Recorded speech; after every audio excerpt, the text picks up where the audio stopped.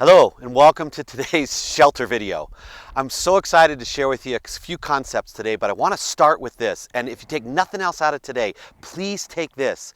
Ask yourself, think in every situation where you're at, is the emotional state I'm in right now aligned with the results that I'm trying to produce? That question came from Dan Graziosi. It is an amazing question. And I want you to think when you're under stress, you're often feeling negative emotions. Your brain is flooding with cortisol. And so you're trying to have a conversation with your spouse about finances. You're trying to have a conversation with a furloughed employee about whether or not they're going to go collect unemployment benefits or do they want to terminate from the organization and try and seek a new job. These are high threshold conversations that really matter.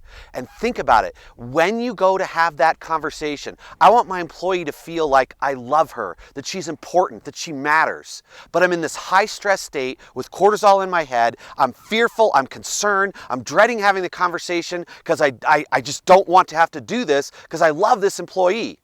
That's the emotional state you're in. Now, if what you want her to feel is supported, loved, appreciated, that she has multiple options, that she can do different stuff, that's amazing. But if your emotional state is fear and anxiety and anxiousness, you're not going to produce the result you want. Your employee is going to feel anxious, fearful, concerned, like you hate her, like she doesn't matter, like this is terrible, because our emotions are contagious. Within a fraction of a second, less than 60/100ths of a second, your brain immediately picks up on the emotional state of somebody else. And that's what's going to drive what you're doing and where you're at. So I want you to ask yourself, if you go to sit down and you're going to help one of your children and you're going to try and help them with their homework, but your emotional state is, I hate having homeschool. Why are these kids here? What am I going to do? How do I make it through this? Now what's wrong with your math problem? Your kid is going to fear, I hate you, this is terrible. Your kid is not going to hear, man, I love you, I'm so glad that you're at home and we get to have this time together and I just never thought I'd have the chance to work with you. So ask yourself this question, is the emotional state I'm in right now aligned with the result that I'm trying to produce? If you're trying to communicate with your spouse and let her how much you love her, how critical she is to you, how much you love him, how important he is to you, but you're fearful and anxious about money, and so you go, well, I think we need to talk about finances and where we need to go. And the whole tone of your voice, remember, emotions are contagious.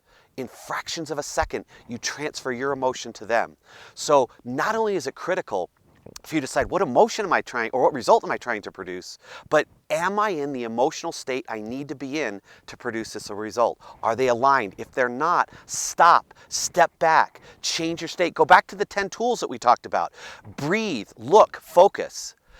Let's put you through an exercise now that comes from Dr. Boyastis. He is an amazing man. He was one of the best researchers out there around coaching and what he calls compassionate coaching. And when he's working with executives, managers, and leaders of major multinational corporations, he's trying to help them understand how to be more impactful in their job. He puts them through this exercise. And I want you to go through this exercise with me. And you can stop the tape and do this. You can listen to the tape and do it when we get done. But this is the first question. Who's someone in your life that really impacted your life? Parents, teachers, coaches, friends. Who's someone that really impacted your life? Get that person clear in your head right now. If you have a piece of paper and a pencil, write down 3, 4, 5, 10, 15, 20 people that impacted your life. And now just think about those. Pick any one of them. Now pick one of those people, and I want you to right now write down or say out loud, what is the feeling that you have when you think about this person that impacted your life? I've done this exercise with hundreds and hundreds of people, and I'll get feelings like I feel grateful, happy, joyful, excited, motivated, heard, seen, felt, loved. Sometimes when that person has passed, there's a sense of loss or sadness. These people, now, I want you to jot down or write down, how did they impact your life? What did you learn? What did they do? What did you take away? What do you still carry with you? Who did they help you become? And how did they help you become that person? Now, what emotional state are you in right now? How are you feeling right now? What outcomes could you produce in your family and in your business right now if you were in this emotional state? See, energy always follows focus. And the questions that you ask yourself, the memories that you're doing, what you think about determines your emotional state. It's one of the many factors, and in future videos, I'll go in more depth on how to control your emotional state. But stay with this right now. Who is someone that really impacted your life? Take another person on your list. How do you feel when you think about them? Now jot down, how did they make you feel? How did they help you become something? Who did they help you become? What about your personality, your skill set, your style, your character has been impacted by that person? Now, as you go throughout your day today, tomorrow, next week, for as long as this crisis lasts, at some point, this crisis is going to be over. When it is, this is the question I want you to consider. Who, when this crisis is over, whose list are you going to be on? How are you going to show up during this crisis for your family? How are you going to show up during this crisis for your business? How are you going to show up during this crisis for customers, for those of you who get to still work with them? When this crisis is all over, whose list are you going to be on? Can you imagine if that was your focus, that when you sat down to dinner tonight with your family, your focus was not, how am I getting kids not to spill milk? You can't, they all spill milk. How are you getting them to not make a mess? You can't, they always do. What if your focus at dinner tonight was, how can I show up so that when this crisis is over, I'm going to be on my kids' list?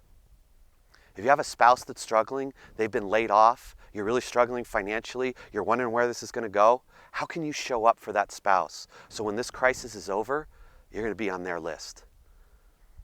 How can you show up for your employees, even the ones that are furloughed, even the ones that are off, so that when this crisis is over, they're going to say, this guy was on my list.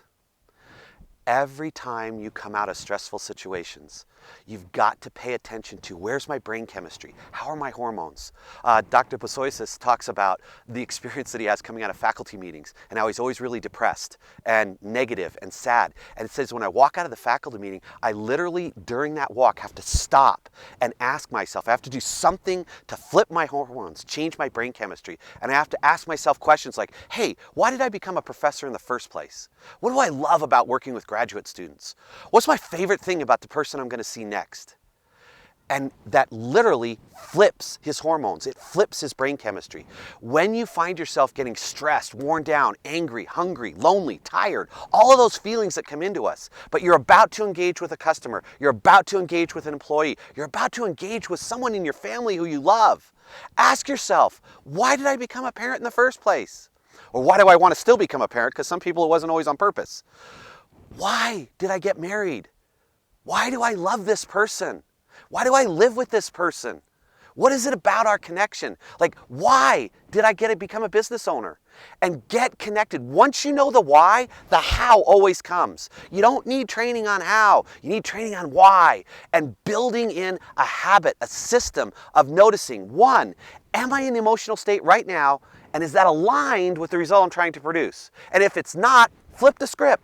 Change your brain chemistry. Flip your hormones by asking yourself questions. Why questions? Why did I get married? Why do I love this child? Why can I do this? What is it? Why did I choose to be in business? Why did I want to become a salesperson? And when you ask yourself those questions, boom, your state's going to change instantly. And then you're going to be accessing all the how that's been in there for the rest of your life. So today, as you go through, all throughout today, stop and ask yourself, is the emotional state I'm in right now aligned with the result I want to produce? And if it isn't, flip the script and get back to your why. And when you have the why, you'll get to the how. I hope this helps. Have a great day of quarantine. Can't wait to talk to you tomorrow.